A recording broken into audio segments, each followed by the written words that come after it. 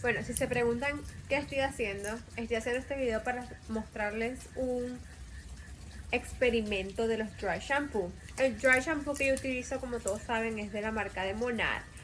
Monat es la única empresa a nivel mundial que se encarga del rejuvenecimiento del cabello. Si nuestro cuero cabelludo, nuestro cabello envejece, y ese es su énfasis. ¿Qué hace este dry shampoo? Este dry shampoo yo lo amo porque me prolonga el cabello limpio sin necesidad de mojármelo. Lo utilizo a cada 2-3 días cuando ya me sale la grasita en el cabello.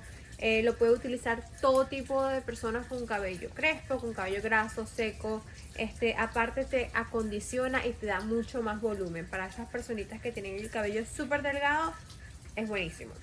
Y hoy les traigo este experimento, por lo que voy a utilizar el dry shampoo de Monat.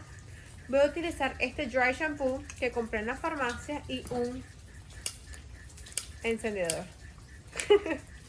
Entonces vamos a empezar con este dry shampoo. Wow. Están viendo, ¿verdad? Eso da como miedito. Ahora les voy a mostrar Monat. Vamos a ver qué hace. Lo apagó. Lo voy a apagar. Lo estoy aplicando a la misma distancia. Si quieren algo más cerca, les voy a mostrar acá. Ya vieron lo que hace, ¿cierto?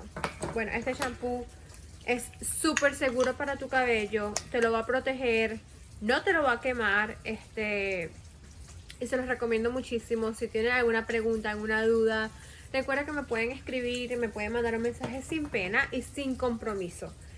Otra cosa que les quería decir es que me gustaría hacer videos como así que si les gusta, regálenme un like y comenten qué les gustaría que hiciera.